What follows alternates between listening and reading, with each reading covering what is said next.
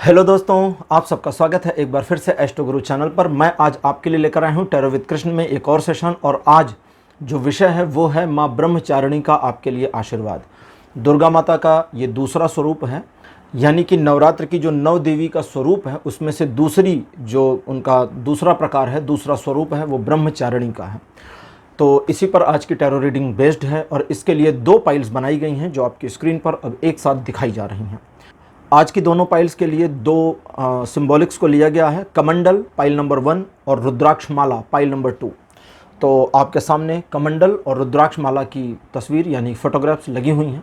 जो आपको ज़्यादा अच्छी लगे, एक अट्रैक्शन दे या एक खिंचाव आपके अंदर पैदा करे, उसे ही अपनी पाइल मानिए और उसी के अकॉर्डिंग आज की रीडिंग को देखिए, ये आपके साथ रेजोनेट करेगी। हर बार की तरह इस बार भी टाइम स्टैम्प्स को डिस्क्रिप्शन और कमेंट सेक्शन दो जगहों पर पोस्ट कर दिया गया है। अपनी फाइल की रीडिंग पर डायरेक्टली पहुंचने के लिए आप टाइम स्टैम्प पर क्लिक करिए, वीडियो फास्ट फॉरवर्ड हो जाएगा और आप डायरेक्टली अपनी फाइल की रीडिंग पर पहुंच जाएंगे। जो लोग मुझसे आज पहली बार जुड़े हैं उन सभी का बहुत बहुत एस्ट्रो गुरु चैनल पर स्वागत करूंगा। आप सभी इस चैनल को सब्सक्राइब करिए, बेल आइकन प्रेस करिए, क्योंकि जब आप बेल आइकन प्रेस करते हैं तो नए वीडियोस की नोटिफिकेशन आपको मिलनी शुरू हो जाती है। और मेरे रेगुलर व्यूवर्स और सब्सक्राइबर्स, आप सभी के सहयोग और प्यार के लिए बहुत बहुत आभार। आज का हमारा जो विषय है वो है माँ ब्रह्मचारिणी का आशीर्वाद आपके साथ, यानी कि उनका जो आशीर्वाद है ये एक पूरी पॉजिटिव रीडिंग होने वाली है, इसमें कोई नकारात्मक रीडिंग नहीं है। तो उनकी ब्लेसिंग क्या है, आशीर्वाद क्या है, उनका गाइडेंस क्या है, इसी पर आज की टैरो रीडिंग बेस्ड है। शुरू करने से पहले, पाइल्स में जाने से पहले माता ब्रह्मचारिणी के बारे में दो चार बातें आपसे कहूँगा। ब्रह्मचारिणी जैसा कि नाम से ही परिलक्षित हो जाता है, शो आउट हो जाता है कि जो अब यहाँ दो चीज़ें हैं। ब्रह्मचारिणी का मतलब वो जिनका विचरण, जिनका आचरण और विचरण एक ब्रह्मचारी के जैसा है। ब्रह्म और चारी, चारी मतलब होता है आचार विचार, और ब्रह्म, ब्रह्म को सभी जानते हैं, असीम अनंत। तो जो ब्रह्म के समान आचार और विचार रखे वो ब्रह्मचारी, और जो महिला ब्रह्म के समान असीमित आचार विचार प्रकार अपना अंतर्मन उस तरह से कर ले, वो महिला ब्रह्मचारिणी। तो देवी का यही स्वरूप है। इसके बारे में जब व्याख्यान दिया जाता है तो वहाँ पर एक क्वेश्चन आता है, जैसे कभी कभी कहते हैं ना कि हरि अनंत हरि कथा अनंता, उसका एक रीज़न क्या है। जैसे ब्रह्मचारिणी के बारे में कहा जाता है कि अगर आपसे कोई पूछे क्या आप माता को जानते हैं, अगर आप कहें नहीं जानते हैं तो ये गलत होगा और झूठ होगा, क्योंकि हम उनको जानते हैं, हम उनसे परिचित हैं। लेकिन अगर आप कहें कि हाँ हम उनको जानते हैं, तो जानने का अर्थ है कि एक क्राइटेरिया में आपने उनको कैद कर दिया, बांध दिया। हमारी क्राइटेरिया से आगे हैं वो, हमारी सोच से भी वे आगे हैं, और एक तरह से वे किसी दायरे में, किसी सीमा में बंधती नहीं हैं। क्योंकि अगर जो ब्रह्म के समान आचरण वाले हैं या जिसका आचरण ब्रह्म जैसा है, वो किसी सीमा में कैसे आ सकती हैं। और जब वे सीमा में नहीं आ सकते या नहीं आ सकती तो इसका मतलब है कि वे स्थिर नहीं हैं, क्योंकि सीमा उनको रोक नहीं रही, कोई बाउंड्री उनको कैद नहीं कर रही है। तो इस वजह से उनका एक गतिमान स्वरूप हमें दिखाई देता है, जहां पर वो ब्रह्म के उस स्वरूप को प्रतिपादित करती हैं या परिलक्षित करती हैं, शो आउट करती हैं, जो निरंतर चल रहा है, गतिमान है, इसीलिए ब्रह्मचारिणी। और वो गतिमान होने के साथ ही साथ में सम्यक रूप से उसी समय में स्थिरता को भी प्राप्त है। क्योंकि जब ब्रह्मचर्य के बारे में बात करते हैं तो एक ऐसे आचरण की बात की जाती है या एक ऐसे आचरण की अवधारणा सामने आती है जहां अंदर का जो भाव है, अंदर की जो हलचल है वो स्थिर हो गई है, यानी पांचों ज्ञानेंद्रियां वशीभूत हो गई हैं। तो उस स्थिति में ब्रह्मचारी या ब्रह्मचारिणी जो इनका स्वरूप है, तो ब्रह्मचारी गतिमान भी है, क्योंकि वो एक स्थान पर ठहरा नहीं है या ठहरी नहीं है, उसका असीम में एक प्रकार से विलीन होने का कार्यक्रम चालू है, चल रहा है।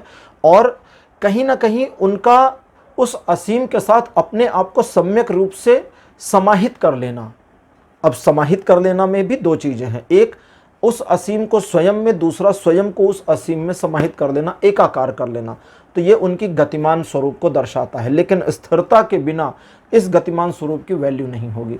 तो ब्रह्मचारिणी का जो ये स्वरूप है, ये अपने आप में बहुत महत्वपूर्ण माना गया है, और इसीलिए दूसरी देवी, दूसरी माता के रूप में इनकी नवरात्रों में पूजा अर्चना की जाती है, और इनके शुभ आशीष से कई सारे विघ्न स्वतः ही हट जाते हैं।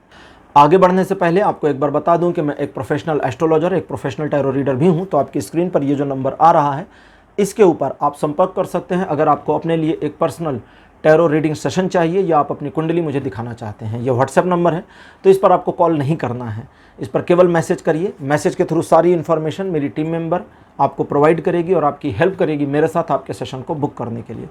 तो चलिए आज की रीडिंग को शुरू करते हैं और आपकी पाइल में मिलते हैं।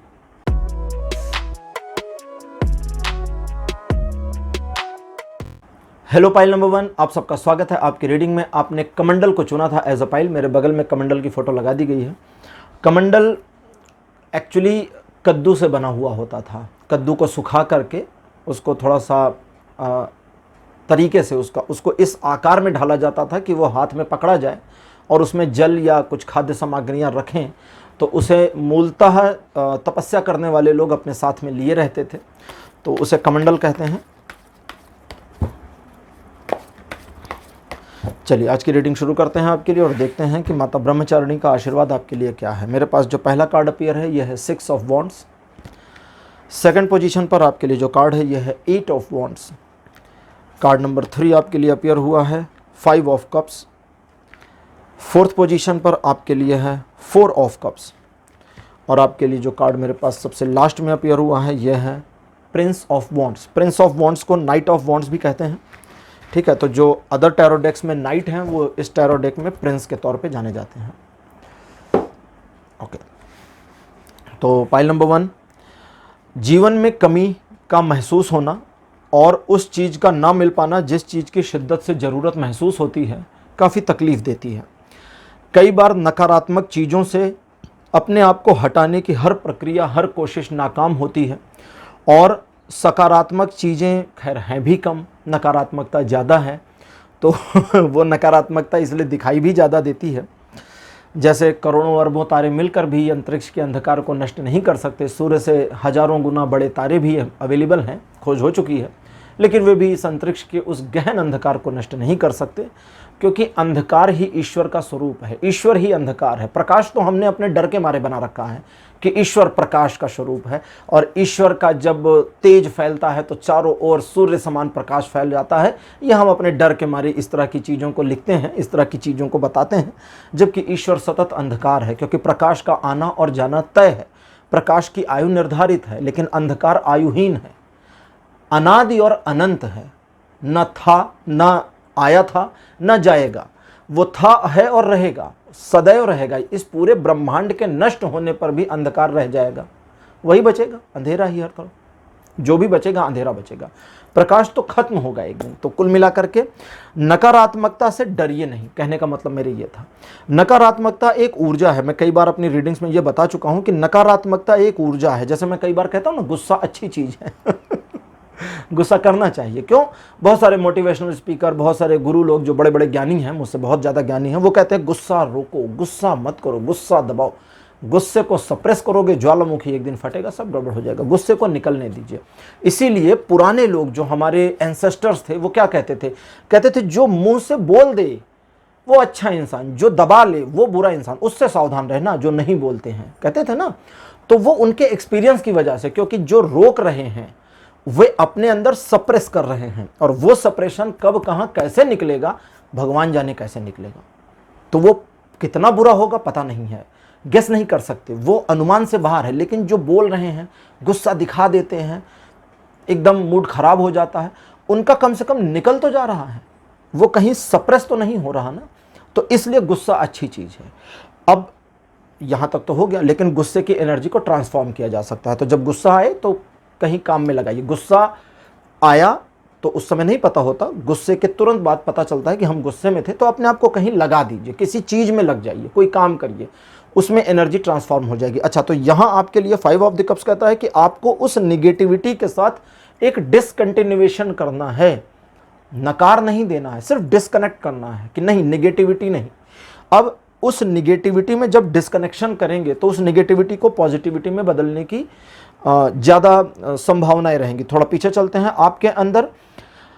देखिए, आप अपने आप को अगर कहें तो थोड़ा ह्रास में लाए हैं, जहां आप अपने आप को अगर पास्ट से कंपेयर करें तो बहुत कुछ परिवर्तन भी हुए हैं। कई मामलों में आप चीज़ों को उस ढंग से अब नहीं देख पा रहे जिस ढंग से पहले देख लेते थे, और पहले जो पॉजिटिविटी का लेवल था वो थोड़ा कम हुआ है। तो उस पॉजिटिविटी के लेवल के कम होने की वजह कहीं ना कहीं आपके अपने नज़रिए में आया हुआ परिवर्तन है। और अगर ब्रह्मचारिणी माता के आशीर्वाद की बात करें तो उनका जो आशीर्वाद आपके लिए है या उनका जो संदेश कहें आपके लिए है वो यही है कि क्यों व्यर्थ खोज रहे हो उसको जो तुम्हें नहीं मिलना था। ये बड़ा बढ़िया था। क्यों व्यर्थ खोज रहे हो उसको जो तुम्हें मिलना ही नहीं था, जो तुम्हारे लिए था ही नहीं। जो आपके लिए नहीं है उसे क्यों खोज रहे हो? उसे नहीं खोजना ना। आप समझिए, आप इस पृथ्वी पर जन्मे हैं। अब आप सोचें कि भाई हम अंतरिक्ष के किसी दूसरे ग्रह पर क्यों नहीं जन्मे और इसको सोच सोच कर कुड़ते रहिए, तो फिर कोई फायदा नहीं ना। जन्मे तो यहाँ है तो यहाँ पर काम करिए, यहाँ के रिसोर्सेज को यूज करिए। अब आपने यूट्यूब पर देख लिया कि अरे भैया एक तो हीरे का ग्रह है। हाँ सचमुच एक ग्रह है, एक प्लेनेट मिला है जो पूरा डायमंड से बना है। वो इतनी दूर है कि लाने का खर्चा ही मार देगा, जाने में तो हजारों साल लग जाए, तो वो तो भूल जाइए। तो खैर मिला है, लेकिन अब कोई सोचे कि भैया हीरे के ग्रह पर हम क्यों नहीं पैदा हुए। कोई मुझसे कह भी रहा था कि अच्छा अगर हम वहाँ होते तो कितना मज़ा आता। मैंने कहा फिर खेत जोत करके गेहूँ कैसे उगाते, ज़रा समझाओगे? हीरे से धातु कोई, हीरे से मजबूत कुछ नहीं होता। खेत कैसे बनाते, क्या खाते? तो कहता अच्छा तो सही है, हम सही प्लेनेट पर हैं। मैंने कहा हाँ, यहाँ सही प्लेनेट पर हो, वो हीरा वहाँ पड़ा रहने दो, उसकी और मत सोचो। तो आपको पॉजिटिविटी को देखना है, निगेटिविटी को नहीं। थोड़ा सा नज़रिए को परिवर्तित करें। कैसे करेंगे? अपने आप में गर्व महसूस करिए जो आपने किया है जीवन में। कई बार हम अपनी उपलब्धियों पर हेजिटेट हो जाते हैं, हम शाई हो जाते हैं, शर्मा जाते हैं कि अरे नहीं हम ऐसे नहीं हैं, अरे नहीं हमने ये नहीं किया। स्वीकार करिए, अपने आप में स्वीकार करिए और अपने प्रति पैशनेट रहिए, अपने काम के प्रति पैशनेट रहिए। जितना पैशन आप अपने काम के प्रति दिखाएंगे, अपने आप को जितना खुद अप्रिशिएट करेंगे, लेकिन अब ये अप्रिशिएशन वॉइस में नहीं होनी चाहिए, यानी बोल करके चार लोगों के सामने नहीं होनी चाहिए। खुद को जानिए, खुद को अप्रिशिएट करिए। जैसे कई बार होता है ना, लोग जानते हैं कि yes I am know how I am या हु आई एम, लोग ऐसा बोलते भी हैं। ठीक है, जैसे कभी कभी कुछ लड़कियों से कहिए कि अरे आप तो बड़ी सुंदर हैं, तो लड़की मुस्कुरा कहती है कि मुझे पता है। एक्चुअली वो लड़की बहुत समझदार है। क्यों? क्योंकि उसे पता है वो सुंदर है। अब किसी ने मजाक में कहा या सचमुच कहा, ये बात मायने नहीं रखती, लेकिन एक लड़की को ये फील होना कि मैं सुंदर हूं, उसको कई मायने में एक अलग मोटिवेशन का लेवल दे देता है। कई बार कुछ लड़कियां अपने कलर कॉम्प्लेक्शन की वजह से हीन भावना में आ जाती हैं कि मैं तो यार गोरी नहीं हूं। अब उन लड़कियों को चाहिए कि भाई बहनों महाभारत पढ़ लो, कभी पूरी महाभारत मत पढ़ो, द्रौपदी के बारे में पढ़ लो, कहीं खोजो, गूगल करो, द्रौपदी के बारे में पढ़ो। द्रौपदी का एक नाम है कृष्णा, अगर नहीं जानते हैं तो जानिए आप लोग। भगवान कृष्ण का नाम कृष्ण क्यों रखा गया? क्योंकि वे काले थे, उनका कलर कॉम्प्लेक्शन डार्क था, तो कृष्ण रखा। कृष्ण का संस्कृत शब्द है और इसका हिंदी मतलब होता है काले रंग का, तो इसलिए उनका नाम कृष्ण रख दिया गया। द्रौपदी भी सांवली थी, काले रंग की थी, क्योंकि जब उनके पिता यज्ञ से दृष्टद्युम्न को निकाल रहे थे या दृष्टद्युम्न को देवताओं से मांग रहे थे, तो उस समय देवता एक और पुत्री देने को उद्यत हो गए थे, लेकिन राजा जो थे वो नहीं चाहते थे। ठीक है, पांचाल नरेश जो थे वो चाहते नहीं थे पुत्री को, तो वे नाराज हो गए देवताओं के ऊपर और उन्होंने कहा क्या देवता ऐसी पुत्री दे सकते हैं जिसका रंग काला हो लेकिन संसार में उससे सुंदर कोई नहीं? और भी कई चीजें थी, कभी इसकी पूरी कथा बताऊंगा तो बड़ा मजा आएगा। तो देवताओं ने ऐसी पुत्री दे दी कि ले जाओ, इसका रंग काला है लेकिन इससे सुंदर कोई नहीं। इसीलिए द्रौपदी का नाम कृष्णा भी है। और द्रौपदी और कृष्ण के बीच में जो दोस्ती हुई थी उसके पीछे ये भी एक वजह है, क्योंकि कृष्ण और कृष्णा तो ये दोस्ती के संबंध को बढ़ाने में, मजबूती लाने में काफ़ी मददगार रहा था। खैर उनकी दोस्ती कैसे हुई वो भी एक अलग विषय और कहानी है। जब मैं महाभारत पर शुरू करूंगा ना कहानियाँ, जो मेरे दूसरे चैनल है, तो उस पर सब कुछ लाऊंगा। थोड़ा समयाभाव हो जाता है, इस वजह से डिले होता है, तो उसके लिए सॉरी। तो यहाँ आपको हीन भावना से बचना है। माता कहती हैं कि जो तुम्हारे पास नहीं वो तो तुम्हें दिया ही नहीं जाना था, काहे उसकी चिंता करते हो। अब जब कहती काहे चिंता करते हो तो आगे भी बताती हैं, कहती हैं चिंता छोड़ो, आगे बढ़ो, क्योंकि वो हर चीज तुम हासिल कर सकते हो जो तुमने सोचा कि तुम्हें मिल जाएगा, लेकिन आगे बढ़ो। अगर आगे नहीं बढ़ोगे तो कैसे मिलेगा? तो अब हम निकालते हैं ओरेकल यौगिक पाठ और देखते हैं कि ओरेकल कार्ड्स आपके बारे में आपके लिए क्या इंफॉर्मेशन देते हैं।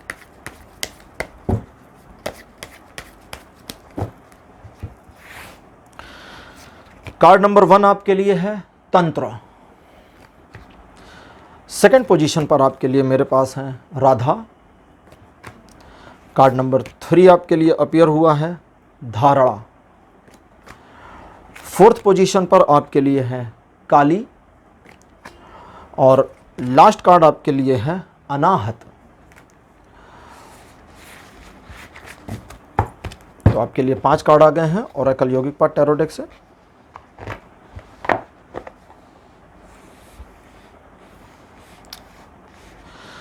तो वे कहती हैं कि तुम्हें उस चीज़ की चिंता नहीं करनी है जो तुम्हारे पास नहीं, क्योंकि उसकी ज़रूरत नहीं तुम्हें। ठीक है, मतलब उनके भाषा में था, मतलब मैं तो आपको आप ही कहता हूँ, तो आपको उस चीज़ की ज़रूरत नहीं है, ये उन्होंने बताया। लेकिन वे कहती हैं कि आपको आगे बढ़ना चाहिए, और आगे कैसे बढ़ना चाहिए। सबसे पहले, जैसा अभी मैंने आपको कहा था ना, कि अपने आप को अप्रिशिएट करिए। तंत्र का कार्ड है जो कहता है कि प्रेम करो खुद से, लेकिन जब आप खुद में खुद से प्रेम करते हैं, यानी कि अपने अंदर की कमियों को महसूस करना बंद करके अपने अंदर की अच्छाइयों को फील करना शुरू करते हैं, अपने अंदर की पावर, अपने अंदर की कैपेबिलिटी को फील करना शुरू करते हैं, तो परिवर्तन करने की क्षमता और एक मोटिवेशन मिल जाता है। ठीक है, जब ये मोटिवेशन मिल जाता है तो आगे आपको क्या करना है, सिर्फ अपने आप को एक लयबद्धता में लेकर के जाना है। जब तक आप एक रिदम में नहीं आएंगे, और रिदम भी कैसी, आपके मन स्थिति की, आपका मेंटल, जो आपका मन है, जो आप सोचते हैं, जो आप इंटेंशनली थिंकिंग करते हैं। यहाँ दो तरह की थिंकिंग होती है, वो भी बताऊं। एक आपका दिमाग अपने आप करता रहता है बिना आपकी परमिशन के, और एक जो आप इंटेंशनली करते हैं। तो इंटेंशनल थिंकिंग में चीज़ों को परिवर्तन में लाना है, एक लयबद्धता में लाना है, और अपने आप के इस खुद की जो एप्रिसिएशन है, खुद के प्रति जो कैपेबिलिटी को ज़्यादा अच्छे से फील करने वाला है, अपने नज़रिए को पॉजिटिव रखने वाला है, इसे एक धारणा में परिवर्तित कर देना है। धारणा क्या होती है? हमारी अपनी टेंडेंसी, हमारा अपना एक स्वभाव, हमारा अपना एक नेचर। धारणा, हम किसी चीज़ के बारे में मानते हैं। भारत में गाय को माता माना जाता है, ये एक धारणा है। नदी को हम माता मानते हैं, ये एक धारणा है। अब इसके पीछे के वैज्ञानिक कारण क्या है नदी को माता मानने का? भैया आजकल तो थोड़ा सा आधुनिक ज़्यादा हो गए हैं, कहते हैं कि नदी नदी है, नदी माता है नहीं। तो ठीक है, उसमें कूड़ा डाल दो, गंदगी डाल दो, सारी चीज़ें उसमें फेंक दो, लेकिन जब आप नदी को माता मानेंगे तो उसमें गंदगी डालने से बचेंगे। तो ये साइंटिफिक रीज़न है। पीपल के वृक्ष को जल चढ़ाया जाता है, बहुत शुभ माना जाता है। कृष्ण गीता में कहते हैं वृक्षों में मैं पीपल हूँ। क्यों हूँ? क्योंकि पूरी दुनिया में सिर्फ पीपल का ही पेड़ है जो रात में ऑक्सीजन देता है, वरना सारे पेड़ रात में कार्बन डाइऑक्साइड दे रहे होते हैं। केवल पीपल 24/7 कार्बन को नहीं, ऑक्सीजन को छोड़ रहा होता है। तो एयर प्यूरीफायर जो है एक्चुअल में वो पीपल का वृक्ष है। तो इसलिए उसकी महत्ता बहुत ज़्यादा है, और उसे काटना बुरा माना गया है। शास्त्रों में मना किया है पीपल को काटने से, क्योंकि आप उस पेड़ को काट देंगे जो दिन रात ऑक्सीजन देने में लगा हुआ है, तो आप अब बताने की ज़रूरत नहीं कि कितनी गलत काम करेंगे। ठीक है, तो बहुत कुछ है। और तो इसीलिए अच्छा, अब यहाँ पर उस चीज़ को जब धारणा में आप कन्वर्ट करते हैं, तो जैसे ही ये चीज़ आपकी धारणा में आनी शुरू हो जाती है, एक धारणा बननी शुरू हो जाती है, एक टेंडेंसी बननी शुरू हो जाती है, तब काली का स्वरूप है जो कहते हैं कि अब उस एक जो पैशनेट फैक्टर होना चाहिए था लाइफ में वो मिल जाएगा। और जब पैशनेट फैक्टर मिल जाएगा तो अनाहत कहता है कि फिर सब कुछ मिलेगा। जो चाहते हैं, जो टारगेट्स हैं वो अचीव होंगे, और आप अपने टारगेट्स को पूरा करने में पूरी तरह से सक्षम होंगे। लेकिन अनाहत का कार्ड कहता है कि ये सारी चीज़ों को करने के लिए आपको अपना दिल लगाना होगा। हर चीज़ को स्ट्रेटजी से नहीं करते, क्योंकि स्ट्रेटजी धारणाएं नहीं बनाती, स्ट्रेटजी खाली योजना बना देती है, और योजना पूरी होने के बाद समाप्त हो जाती है और वो कंटिन्यूअस टेंस में नहीं जाती है। लेकिन धारणा कंटिन्यू हो सकती है। हजारों साल से सनातनी पीपल को पवित्र मानते आए हैं, गाय को माता मानते आए हैं, हजारों साल से। ठीक है, हजारों साल से नदी को माता मानते आए हैं। चंद्रमा को देखकर आज भी महिलाएं सारा दिन उपवास रख करके अपना व्रत तोड़ती हैं करवा चौथ में। ये धारणा है। चंद्रमा हमारे लिए कितना जरूरी है, चंद्र हमारी पृथ्वी के लिए साइंटिफिकली कितना जरूरी है, कभी गूगल करके पढ़ दीजिएगा, चौंक जाएंगे। अगर अंतरिक्ष में चंद्रमा ना होता तो शायद पृथ्वी पे जीवन ना होता। बहुत चीज़ें हैं जो इंटरकनेक्टेड हैं, और इसीलिए उसको एक सम्मान देना सनातन की परंपरा है। ठीक, तो यहाँ इस चीज़ को समझें। और अनाहत कहता है कि आप अपने आप में जितना ज़्यादा हृदय से चीज़ों को आत्मसात करेंगे उतना आसान होगा। और जब चीज़ें बढ़नी, मिलनी और आपके काम या आपके टारगेट्स पूरे होने शुरू होंगे, तो जो सबसे बड़ा बेनिफिट आपको जीवन में होगा वो होगा आपकी इमेज का बन जाना। एक ऐसी ब्रांड वैल्यू बनना जो ब्रांड वैल्यू आने वाले समय तक लगातार अक्षुण्ण बनी रहे। अक्षुण्ण मतलब जो हटती नहीं है। ठीक, तो पाइल नंबर 2 ये थी आपकी, सॉरी पाइल नंबर 1 ये थी आपके लिए आज की रीडिंग। आज की रीडिंग आपको कैसी लगी, अपने एक्सपीरियंस, अपने अनुभव कमेंट सेक्शन में जरूर लिखिए। इस वीडियो को लाइक करिए, शेयर करिए, और चैनल को सब्सक्राइब करना बिल्कुल मत भूलिएगा। अगले वीडियो में आपसे फिर मिलूंगा। Bye bye.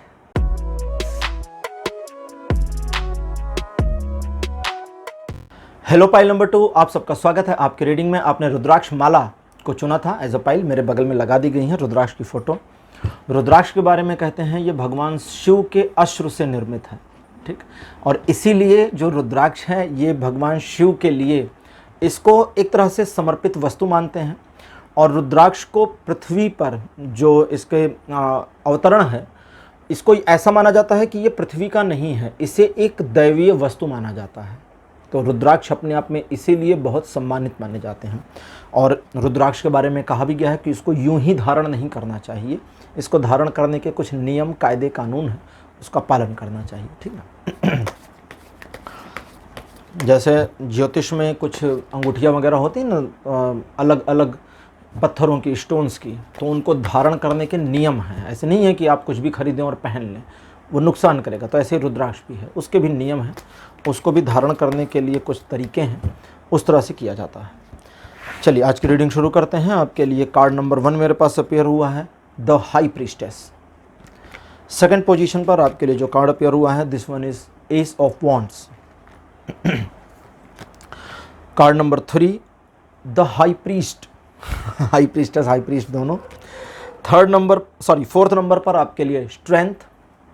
और लास्ट कार्ड आपके लिए अपीयर हुआ है, किंग ऑफ पेंटिकल्स। तो आपके लिए 5 कार्ड मेरे पास आ चुके हैं ट्रेडिशनल टैरो डेक से। तो चलिए अब शुरू करते हैं आपके लिए रीडिंग और देखते हैं। हाँ जी, पाइल नंबर 2, थोड़ा सा संघर्ष में स्थिति आपके जीवन में दिखती है, लेकिन अपने ईगो को मैनेज भी करना होगा। माता ब्रह्मचारिणी का जो आशीर्वाद है वो है कि थोड़ा सा निर्मोही होना पड़ेगा। थोड़ा सा निर्मोही होना पड़ेगा। निर्मोही क्या है?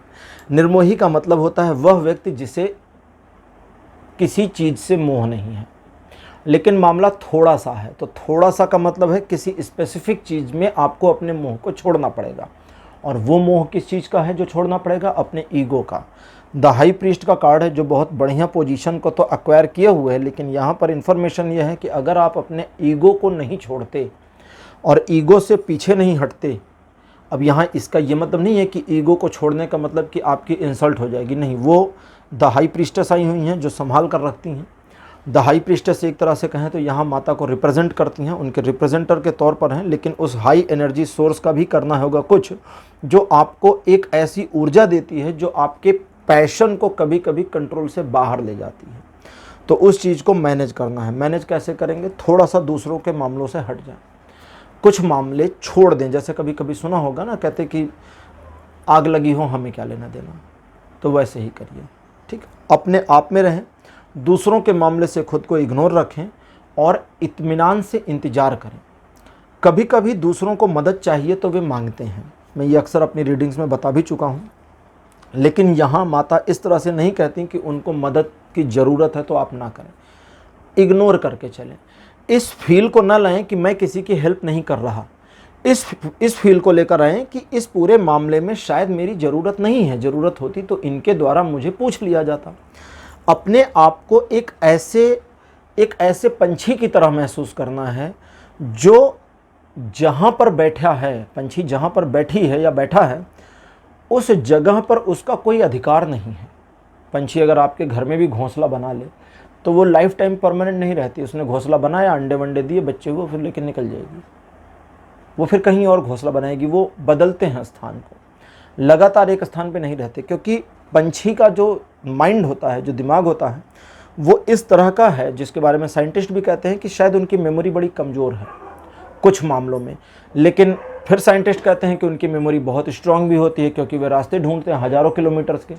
तो यहाँ पर कन्फ्यूज़न दोनों तरफ से आती है, क्योंकि वे अपने घोंसले भी बदलते हैं और रास्ते भी ढूंढ लेते हैं। वे चीज़ों को भूल भी जाते हैं और याद भी रखते हैं, लेकिन चीज़ें उनकी नहीं, उनको पता है, क्योंकि वे सिर्फ एक प्रवास में हैं, छोटा सा ही सही, कुछ घंटों का, कुछ मिनट का या कुछ महीने का ही सही।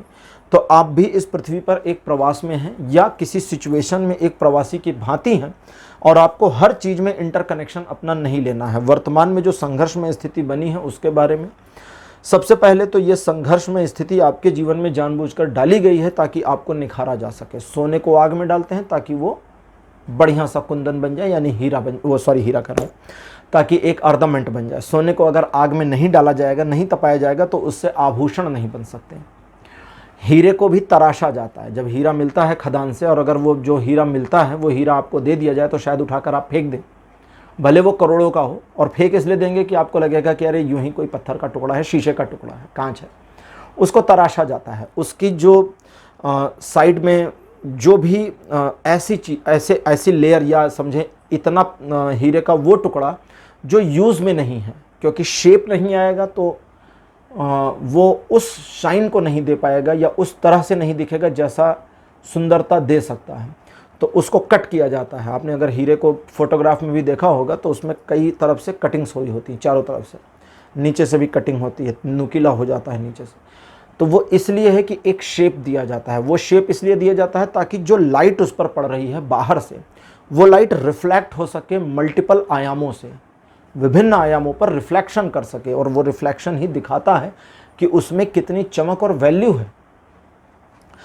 तो कुल मिलाकर के ये जो संघर्ष में स्थिति है, ये आपके जीवन में एक तरह से प्लान्ड की गई है, और इस प्लान्ड स्थिति में आपको अपने आप को संभाल कर बचा कर निकालना है। कनेक्शन की बात जहाँ तक है, आपका सीधा कनेक्शन देवी से दिखता है, और वो इस तरह नहीं दिखता है कि आप उनसे बातें करेंगे, वो इस तरह दिखता है कि आप उनकी छत्र छाया में हैं, अंडर गाइडेंस चल रहे हैं।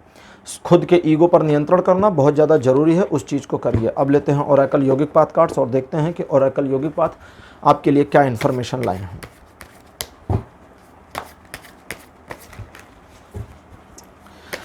हाथ से कार्ड्स के छूटने का मतलब होता है और ज़्यादा शफलिंग की ज़रूरत है थोड़ा सा, तो इसलिए इनको फिर से रिशफल कर लिया है। अब ये बिल्कुल रेडी। कार्ड नंबर 1 आपके लिए मेरे पास अनाहत। कार्ड नंबर 2 आपके लिए अपीयर हुआ है, दिस वन इज समाधि। थर्ड पोजीशन पर आपके लिए भगवान हनुमान। कार्ड नंबर 4 आपके लिए है कफ, और सबसे अंत में श्री कृष्ण, भगवान श्री कृष्ण। तो पाइल नंबर 2 आपके लिए 5 कार्ड्स ओरेकल यौगिक पाथ टैरो डेक से भी आ चुके हैं, और जैसे कि ये ओरेकल कार्ड्स हैं तो इनकी जो इंटरप्रिटेशन है थोड़ी सी डिफरेंट और अलग हो जाती है। अब आपके बारे में कहा कि आप एक संघर्ष की स्थिति में हैं, और ये स्थिति को डाला गया है क्योंकि आप में निखार आए और आप निखर कर बाहर आ जाएं। लेकिन जो भी, जैसे कभी कभी कहते हैं ना कि जो भी अपशिष्ट पदार्थ हैं, अपशिष्ट मतलब वो जो इस्तेमाल में नहीं आ सकते, यूजलेस हैं, इस संघर्ष में स्थिति से कुछ ऐसी चीज़ें जिसे आप कहेंगे कि कूड़ा कचरा है, जो निकलेगा आपके ही अंदर से, आपके स्वभाव में परिवर्तन का आना, थोड़ी काट छांट का होना, कुछ चीज़ों में अपने आप को, आपका खुद को मोल्ड करना कि अच्छा इस तरह के एटीट्यूड, इस तरह के व्यवहार की मुझे ज़रूरत नहीं। जैसे भी कहा कि आपको ईगो को हटाना होगा, तो ईगो आपके लिए कचरा हुआ, उस कचरे को फेंक दीजिए। जैसे ही फेंक देते हैं, द हाई प्रीस्ट कहते हैं कि जैसे ही तुम ईगो से मुक्त हो जाते हो, तुम्हारे सम्मान में एक बूम उछाल आ जाएगा, और उस चीज़ को करना है। लेकिन अपने आप को एक शांतिपूर्ण वातावरण में ढालना है, ढालना है, लाना नहीं है, रखना नहीं है, ढालना है। ढालना कैसे है? स्वामी विवेकानंद ने एक बार कहा था कि यदि ये संपूर्ण ब्रह्मांड भरभरा कर मेरे कानों के बगल में गिरे तो मुझे क्या लेना देना है, क्या फ़र्क पड़ेगा मुझे? कुछ भी नहीं। मैं तो वो आत्मा हूँ जो विशुद्ध है, जिसमें अशुद्धि नाम की चीज़ नहीं है। इस ब्रह्मांड के पूर्व भी था और इसके बाद भी रहूँगा, क्योंकि मैं ही आत्मा और मैं ही उस परमात्मा में लीन हो जाता हूँ, और मेरे और उस परमात्मा में भेद नहीं है। इसका अर्थ क्या हुआ? स्वामी विवेकानंद जी ने कहा था कि बंद कमरे में और एकांत में, शांत वातावरण में तो कोई भी बैठकर ध्यान कर सकता है। सही ध्यानी तो वो है जो ट्रेन में बैठे और ध्यान कर ले, जहाँ कोलाहल चल रहा हो। उन्होंने कहा था जब आप अपने अंदर, ये उनके जो स्पीचेस थी शिकागो जाने के बाद, अमेरिका में और यूरोप में उन्होंने बहुत सारी स्पीच दी थी। ऐसा नहीं है कि खाली शिकागो में वो धर्म सभा में संबोधित की और चले आए, नहीं। उसके बाद उन्होंने बहुत सारी स्पीचेस दी थी, और उनके बारे में है कि ऑडिटोरियम या जो हॉल था वो भरे रहते थे, और कई बार लोगों को खड़े रहने पड़ते थे क्योंकि बैठने की जगह ख़त्म हो चुकी होती थी। लेकिन फिर भी लोग टिकट को इंसिस्ट करते थे कि कोई बात नहीं, we are here to listen this gentleman from India, और हम खड़े होकर के उनका सुन लेंगे जो वो कहते हैं, क्योंकि उस समय यूट्यूब या अदरवाइज़ माध्यम नहीं थे कि वो चीज़ें उस तरह से चल सकें। तो और स्वामी विवेकानंद ने एक शॉर्ट हैंड राइटर को भी हायर किया था जो उनकी स्पीचेस को नोट करते थे। तो बहुत कुछ था। तो विवेकानंद ने जो कहा, स्वामी विवेकानंद ने जो कहा वो आपको करना है। यहाँ आपके लिए है कि अपने आप को ढालना है शांति में। शांति में कैसे ढालेंगे? सराउंडिंग्स में कोलाहल है वो तो है, लेकिन अनाहत का कार्ड कहता है कि अंदर की जो स्थिरता है जैसे ही वो मिलती है शांति शुरू हो जाती है। फिर कितना भी कोलाहल चल रहा हो आप शांत बैठ सकते हैं। जिसके बारे में, जिस शांति को व्याख्यात करते हुए ओशो ने एक बार कहा था कि ये वो परम असीम आनंद होता है जो प्राप्त होने पर सब उलट पुलट जाता है। तब मीरा शांत हो सकती हैं और बुद्ध नाच सकते हैं। आप कल्पना नहीं कर सकते मीरा को ध्यान मग्न आंखें बंद किए बैठे वट वृक्ष के नीचे, नहीं कल्पना कर सकते। और भगवान बुद्ध को नाचते हुए की कल्पना नहीं कर सकते। तो ओशो कहते हैं कि ये वो मोमेंट है जब सब उलट पुलट जाता है, मतलब आपका व्यक्तित्व बदलता है, आप जैसे हैं वैसे नहीं रह जाते हैं। तो यहाँ उस शांति को आने देना है और उतरने देना है। ढालना है। ढालना जैसे होता ना ढलाई, अगर आपने देखी हो तो लोहे को पहले गर्म कर दिया जाता है, एकदम जब तपने लगता है, लाल हो जाता है, तो हथौड़े से पीट पीट के उसकी ढलाई की जाती है। अगर आपने कभी देखा होगा वो लोहार जैसा करते हैं या कभी जो फैक्ट्रीज वगैरह के भी आजकल तो सोशल मीडिया पर वीडियोज़ हैं जहाँ दिखाया जाता है। तो ढालना है। अब ये ढलने की जो प्रक्रिया है ये थोड़ी धीमी और उबाऊ हो सकती है, लेकिन ये करिए।